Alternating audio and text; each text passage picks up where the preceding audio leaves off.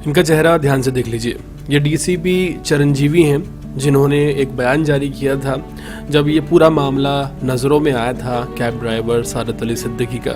जी हाँ, बहुत ईमानदार छवि वाले हैं और इन्होंने ही महेश दुबे पर सबसे पहले कार्रवाई की थी। पहले लाइन हाजिर किए गए थे और अब एक नई कोशिश की गई है सारत अली सिद्दीकी के वकीलों के द्वारा कि 156(3) में उन पुलिस वालों पर कार्रवाई हो।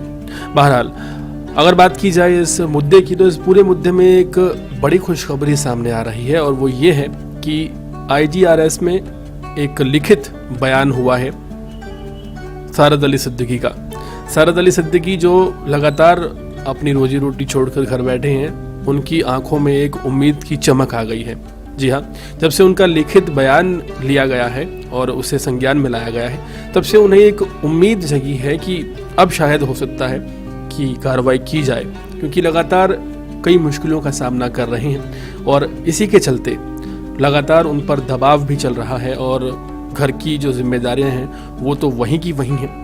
आपको बता दें कि एक लिखित बयान उन्होंने दिया है DCP ऑफिस में और इस बयान में उन्होंने सारी व्यथा बताई है कि किस तरह उनको थप्पड़ मारे गए, किस तरह वो गाड़ी रोक कर खड़े थे और बावजूद इसके ज़बरदस्ती उनकी गाड़ी का गेट खोला जाता है, उनके दोनों शीशे तोड़ दिए जाते हैं सबके सामने, लगातार थप्पड़ मारे जाते हैं और वो कुछ नहीं कहते, वो लोगों से गुहार लगाते हैं कि मुझे बचा लीजिए, पुलिस को फ़ोन कीजिए। सामने पुलिस वाला खड़ा होता है तब भी कोई कार्रवाई नहीं होती। ये सारी जो बातें हैं, ये उम्मीद है कि उन्होंने इस बयान में बताई हैं और इससे भी बड़ी बात है कि एक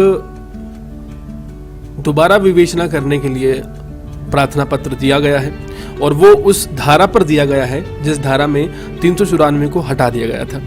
394 एक ऐसी धारा इस पूरे मामले में लगाई गई थी जो कि लूटपाट की धारा है और इसे ये कहकर हटा दिया गया था, चार्जशीट दाखिल की गई थी कि इसके पर्याप्त सबूत नहीं मिले हैं। वहीं दावा ये किया जा रहा है कि जब गाड़ी कोई शख्स आपकी खोलता है और आपको बाहर निकालता है तो वो किस मंशा से निकालता है?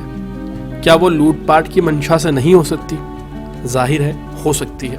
तो इसी पर दोबारा विवेचना करने के लिए इसको एक प्रार्थना पत्र ACP के ऑफिस में दिया गया है सारत अली सिद्दीकी की लीगल टीम की तरफ से, ताकि दोबारा इसके ऊपर संज्ञान लिया जाए। आपको बता दें ये धारा बहुत महत्वपूर्ण है, ये एक नॉन बेलेबल ऑफेंस है 394 के अंडर और अगर ये दोबारा विवेचना करने के बाद किसी भी तरह से मान्य हो जाती है तो फिर जमानत नहीं है इस धारा में और फिर प्रियदर्शनी को तत्काल गिरफ्तार करना ही पड़ेगा। हालांकि अभी भी इनकी लीगल टीम बहुत मेहनत कर रही है और सराहनीय काम कर रही है और उम्मीद है कि जल्द ही न्याय मिलेगा।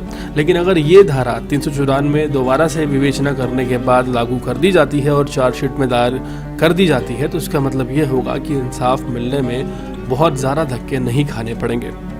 वेल, क्या है आपके इस पूरे मामले पर राय? कमेंट सेक्शन में ज़रूर बताएं और इसी तरह के ताज़ा तरीन अपडेट जुड़े रहने के लिए देखते रहें अर्पण न्यूज़।